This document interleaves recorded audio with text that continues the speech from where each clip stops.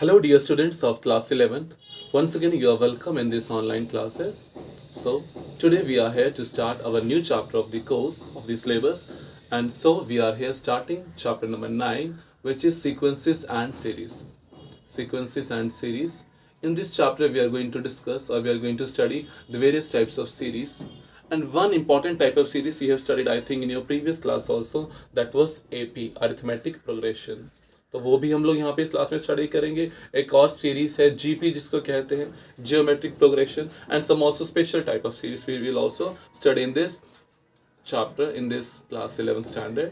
ठीक है, सबसे पहले हम लोग देखते हैं कोई भी सीरीज क्या होती है. ठीक है, उसमें कोई भी सीक्वेंस अप्लाई हो सकता है. जैसे सबसे पहले सीरीज को हम डिनोट कैसे करते हैं, इस टाइप से A1, A2, A3, A4, up to AN.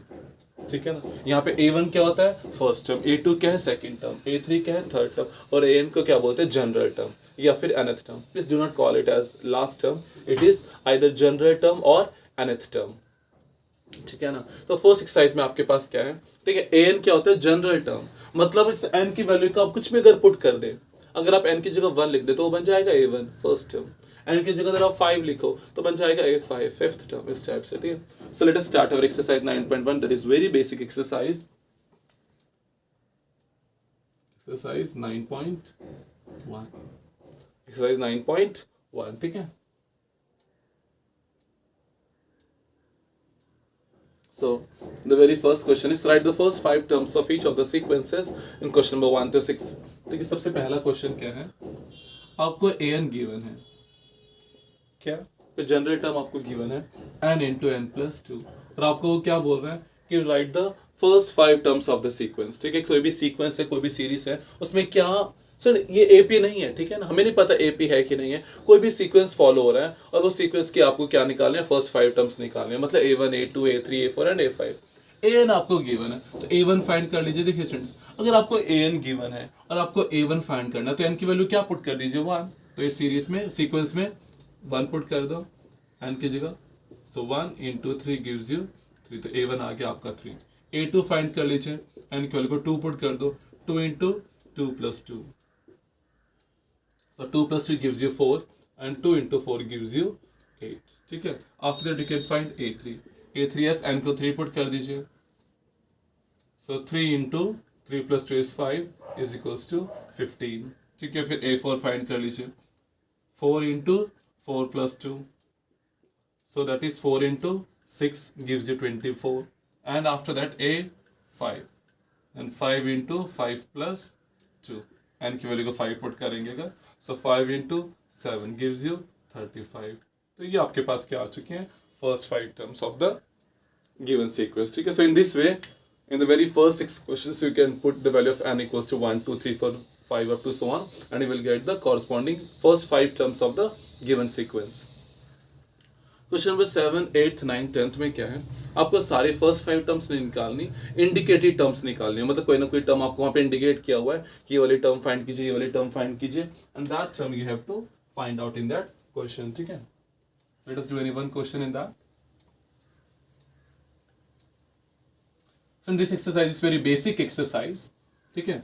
I am not say this is very, I will not say that this is very important exercise, but it is for just basic concept that how we used to denote the general term of any series or any sequence. So let us do any question. Let us do question number 10.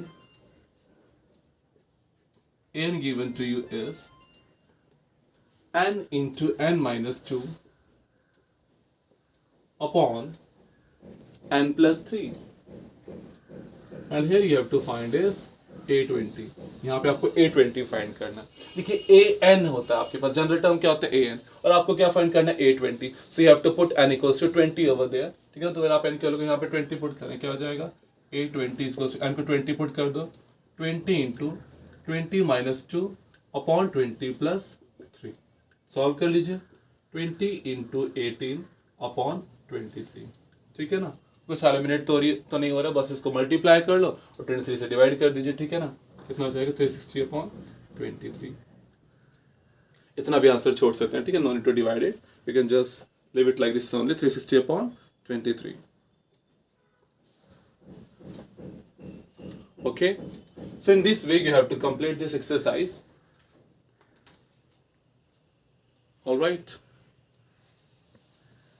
And there are also question number 11, 12 and 13.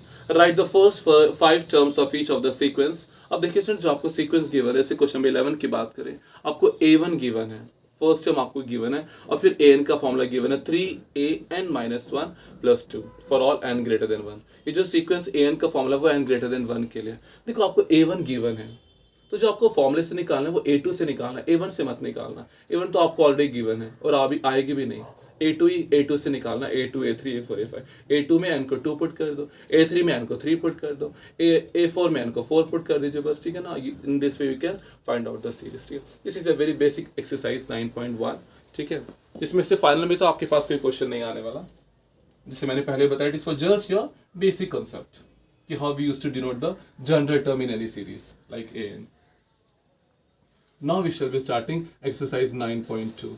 But before that, we will study or we will see what's the concept introduced in this exercise, and that is AP, arithmetic progression. ठीक है ना, इसमें हम लोग पढ़ेंगे arithmetic progression के बारे में, जो कि आप पहले भी पढ़ चुके हैं क्लास 10th में, चैप्टर नंबर 5 AP.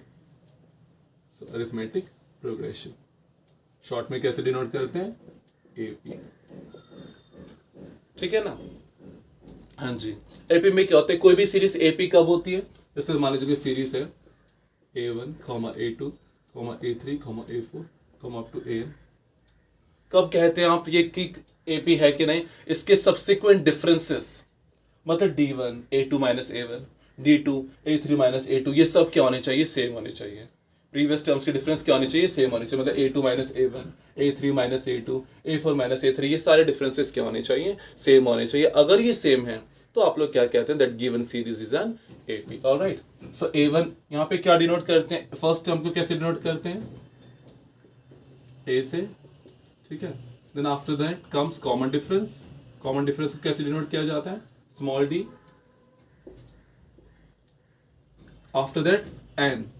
n क्या होता है, नंबर ऑफ टर्म्स, कि how many number of terms are there in an AP. After that an, very important. an is general term और nth term.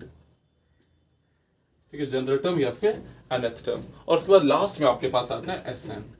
ठीक है, sum of n terms. But kindly write down students, sum of first n terms. Sum of first n terms. ठीक है ना, sum of first n terms का formula है sn. Sorry, denote करते हैं sn. an का फॉर्मूला आपके पास होता है, ये आप लोगों ने पढ़ा हुआ है, a + n - 1 × d. ठीक है, फिर उसी टाइप से आप लोगों ने sn का फॉर्मूला पढ़ा है, sn = n/2 2a + n - 1 × d. ठीक है ना, ये फॉर्मूला आप लोगों ने पढ़ा है, an का फॉर्मूला, sn का फॉर्मूला. ठीक है ना, ये इस एक्सरसाइज में यूज भी होना है, एक्सरसाइज 9.2 में. थोड़े से हायर लेवल के क्वेश्चन है जो आप लोगों ने 10th स्टैंडर्ड में पढ़े हैं, उससे कंपैरिजन में. एक इंपॉर्टेंट कंसेप्ट और भी है, arithmetic mean, which is just related to this AP only, but that concept